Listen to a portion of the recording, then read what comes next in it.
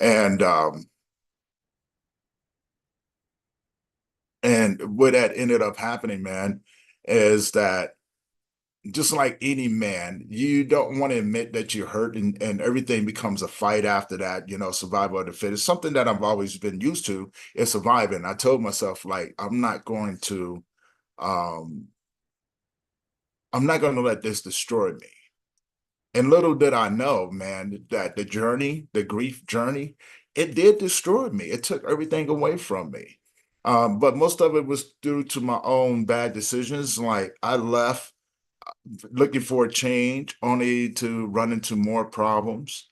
Then eventually I lost everything. I lost my company, I lost my home, I lost everything. Um, Came back to Colorado, bounced around on people's couches, and the more and more I fought, the more and more I went down that rabbit hole. Till one day I found myself in the middle of the desert, about ready to take my life. And in that moment, as they would say, divine intervention, right? Um, this voice came to me and showed me a different way.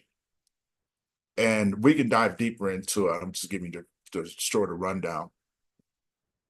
Um, and when I finally got my mind to where it was, there was this new version of me. And that's how it all started, man. This thing called grief grabbed a hold of me and became my mentor, became my first love. And I started a nonprofit called Memories of Us.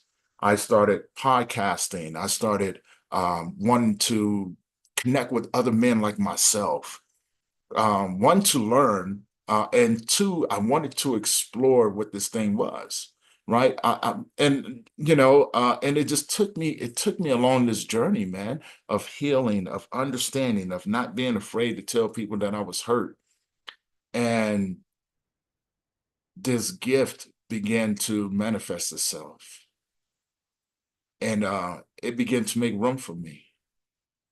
And everything else, man, everything else has been this beautiful journey of just learning, wanting to serve and wanting to speak life into other men, but also educating women on how men grieve. Because grief is such a foreign language to men and some women out there, that is important that we learn how to articulate what's going on with us. And so that's just that little small portion right there. And like I said, I'm an open book, man. It so much that went into that, that goes into the work that I do. And I've been blessed and fortunate to be able to do the things that I do. Do you think sometimes that when men are going through the grief process, they think that they have to go through it alone because they are men? Yeah. Well, yeah. Well, since children, men are taught not to cry, right? We're taught to express our to suppress our emotions, not to express them. We're taught that no one cares. And life would teach us the rest of it. Like life would teach us that, hey, no one cares what you're going through. Suck it up, man up, keep moving forward, right? And so we begin to mask ourselves. And in turn, we develop trust issues with people because it's normally the people that use what we're going through against us is the people that say that they love us the most. So that is why most men, well, majority of the men will feel as if I have to do it alone. I am safer doing it on my own. Because if I bring you in, you're just going to find a way to use it against me. Trust me, I know. I've had my stuff used against me as well. And so, having that understanding helps me pivot in conversations with other men. This is why the addiction rate, the suicide rate, the homeless rates against men are through the roof because we feel like we don't have anyone. And that's a very, very dark place to be when you feel like you got to go out and face the world alone. Yeah, I look at it from like, because we're both men and we're not that far off in age. And I look at it as I've been told for so long that I have to be a man and man up and fight for everything in this world, right?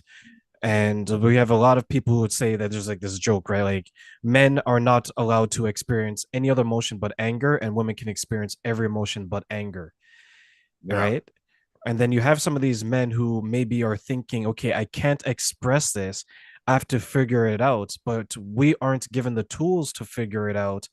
Then how can they ultimately figure it out? And that's why I think some of them get stuck and they're like, okay, I can't carry this burden anymore. And then they fall into depression, they unalive themselves, they do drastic things.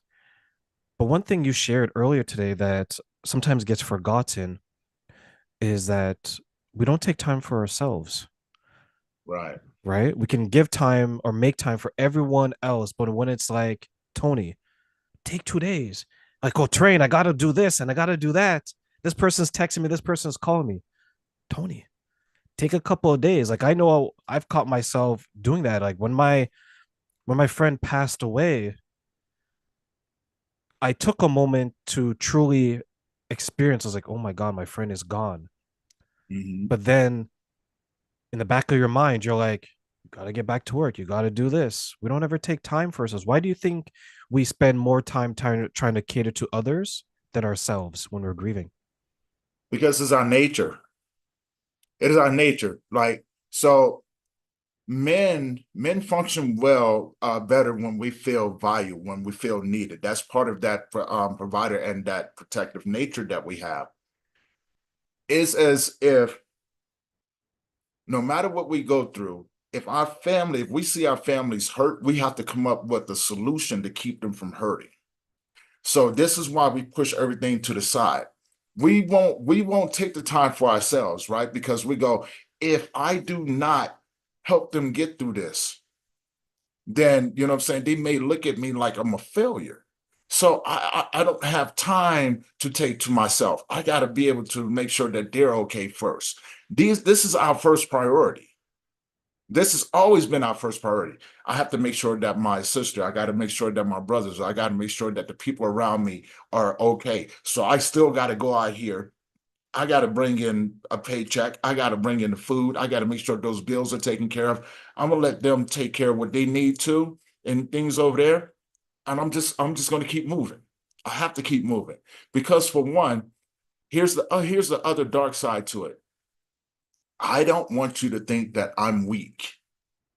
I don't want to lose value in your place because for one, soon as I stop doing this over here, in my mind, you may look at me and go, "What is the purpose of you being here?"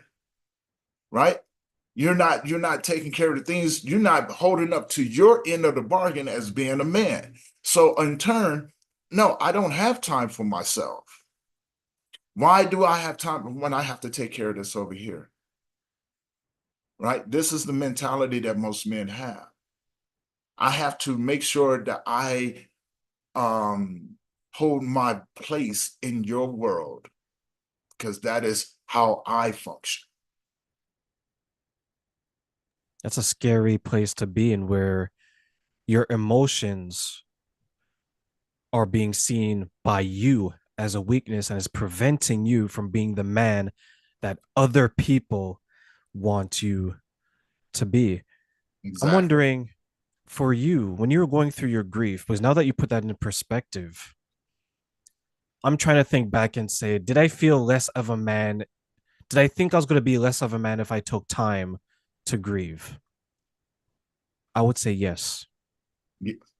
Yes. Would you feel less of a man if you took time to grieve? If so, why? Um, back in my younger days, yes. For the simple fact of there was just my life was not a place to take time, right? I constantly had to move. I mean, I was in a gang for over 20 years, right? And so grieving, no, man, I look, it was like we have to go get our get back. I don't have time to grieve over this. If I if I said, hey, homies, you know what I'm saying? I need some time to wrap my head up around this. They would look at me, oh man, stop being a pussy or a bitch or something like that, right? Man, we got to go do our thing. We got to go get our get back. These dudes done killed our homies. We got to go get our get back. So no, wasn't having no time. Um, Even after my mom passed away, along with my son, I still didn't take that time because people expected me to be the strong one. Now, I knew people were watching me. They was watching to see what I was going to do. So what I did, I manned up. It was easy to put on a mask. I don't, I'm going to church. I'm around, what I'm saying, men and men's groups and things like that. They're still watching me to see what I'm doing. I have a younger sister. She was like, she wanted to understand and everything else. And she was like, every time I turned around, she was like, bro, I need somebody to talk to. So I can't really, what I'm saying? Because when you call me, my focus needs to be on you. Remember, I didn't pick up the phone and call you. So I can't make anything about myself. And she needed me. And so I was like, yeah, I need to be there for my little sister because, she's hurting too. Um, the downside to it is that inside I was empty. I was totally empty because I had been there for everyone else, but I realized that it wasn't reciprocated. And so now that I'm older and I've gotten into this field, becoming a practitioner, I realize the importance of taking the time to myself now to be able to grieve. Sometimes to just sit in silence, you know, and know that not everybody's going to understand.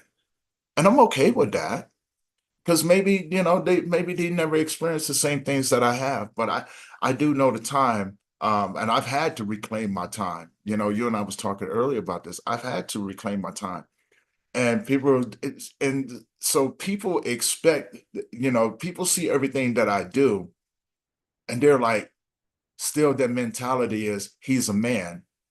Let me, what I'm saying? I need to make sure that he's still doing these things right here. And finally I was like, no, no. And they were like, but no, no, I'm reclaiming my time. I need this in order for me to be better for you. I need you to not even, what I'm saying? I need you to allow me the time that I need to process and heal and actually grieve. So, and you and I talked about this. Practice what you preach. Practice what you preach. If you're going to preach giving people time and having time for yourself, then practice it with other people as well, even those of us that's in the field. I can't be strong for everyone anymore if I'm not strong for myself. So there's a switch that happens. Most people get stuck in that idea of survival mode, right? So that's the difference. Survival mode meaning that, hey, I have to keep it moving. I don't have time because the first time I show weakness, what I'm saying, life is gonna hand me my butt, and so I have to always stay strong. Now, mm-mm, you can consider me weak all you want, but I guarantee you, what I'm saying, I'm going to take my time to heal because that's been a crucial part of my journey is healing. One thing that I learned to do was to take time for myself to let my emotions out. Right. Right? I'm not a person that I would put it on social media. I'm the type of person that I would sit, reflect, and then if I have to cry, I'll cry. If I need to express a different type of emotion, I'll do that too. I have a punching bag at home and I love to box. So Mm-hmm. I can get all the frustration, the anger, the denial, everything through that punching bag, right? But I had to take that time because I began to realize I'm when I keep things inside, my chest starts to feel warm. So I can Uh-huh. feel my body reacting to the pent up emotions. But one thing I struggled with was when people were telling me what to do with my emotions. And I'll give you an example. Someone once said that, how can you do this? You should be crying, you should be yelling, you should be kicking, you should be screaming. And I told the person, that's not me. I'm not the type of person to stand in Times Square and yell at the top of my lungs. That works for some people. I've always found it strange, but that works for some people. But for me, that doesn't work for me. I wouldn't go to the person who just lost their father and who fell to the ground crying and telling them to get up, and that's not my place, right? Because that's how they're Right. expressing it. Right. From a male's perspective, since we struggle enough just to express it, how hurtful do you think it is when we're trying to express it and someone says, "No, you're expressing it wrong"?